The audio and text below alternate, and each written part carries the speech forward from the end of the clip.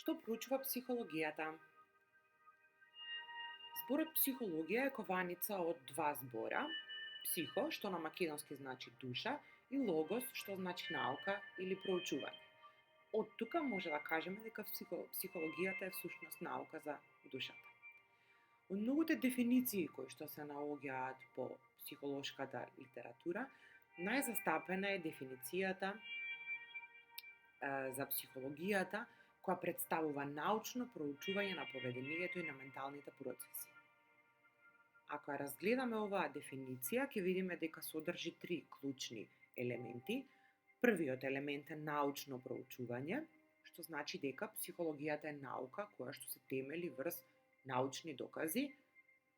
Вториот е поведение, значи дека го проучува однесувањето на личноста од физиолошкото однесување на нашето тело, односно работата на срце, ендокрин систем, автономен нервен систем и така натака, за кој што ќе збориме во делот на биолошките основи на однесувањето, потоа во делот на поведението кој што е дел од психологијата спаѓа и начинот на кој што ние реагираме, начинот на нашите емоции, начинот на појавата на одредено однесување, како например агресивното однесување, криминалното однесување и така натака, и како ние се однесуваме во толпа, како влијае сето тоа врз нас и така натака, всушност се што спаѓа под поведение.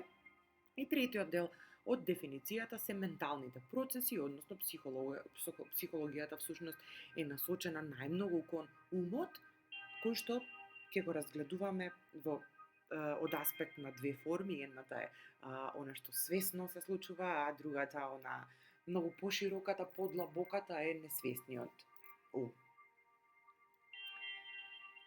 Историски развој на психологијата.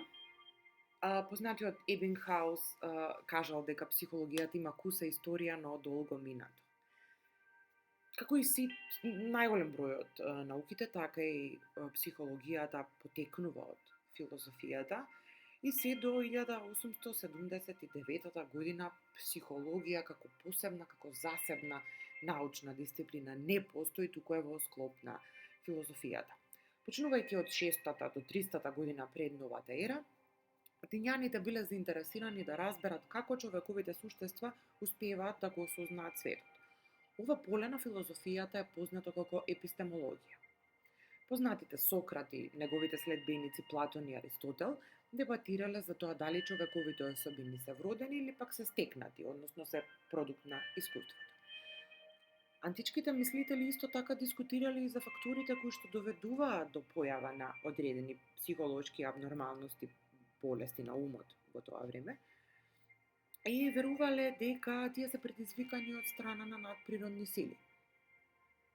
Како на пример дека во личноста се влезени одредени демони, духови, вештерки и така натака, и дека благодарение на овие надприродни сили личноста пројавува одредено абнормално однесување.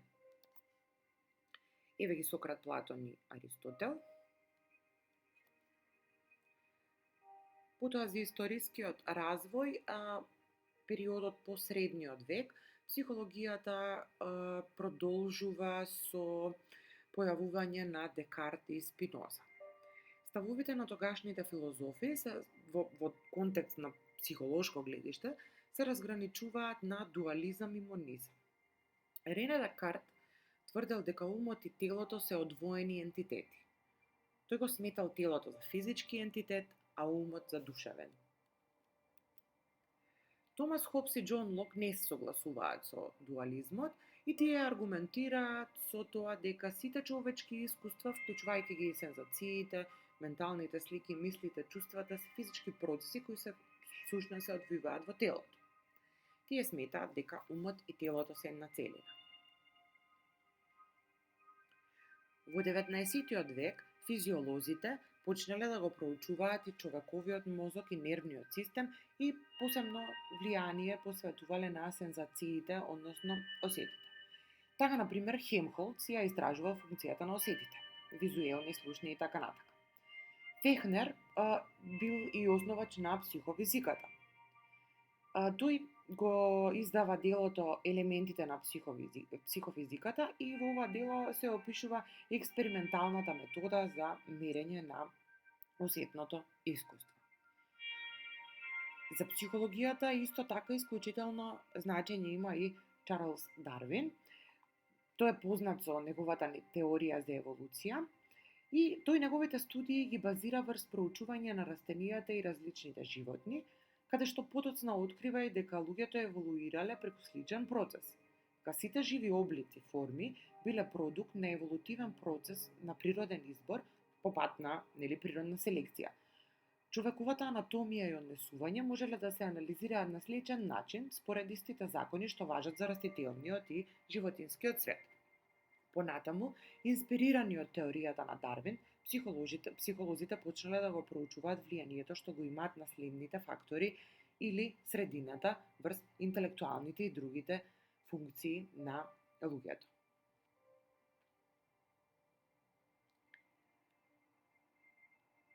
Раѓањето на психологијата како научна дисциплина. Во 1879 година во Германија, во градот Лајпциг, од страна на Вунд се отвара првата психолошка лабораторија и ова се смета за официјално одбележување на основањето на психологијата како научна дисциплина.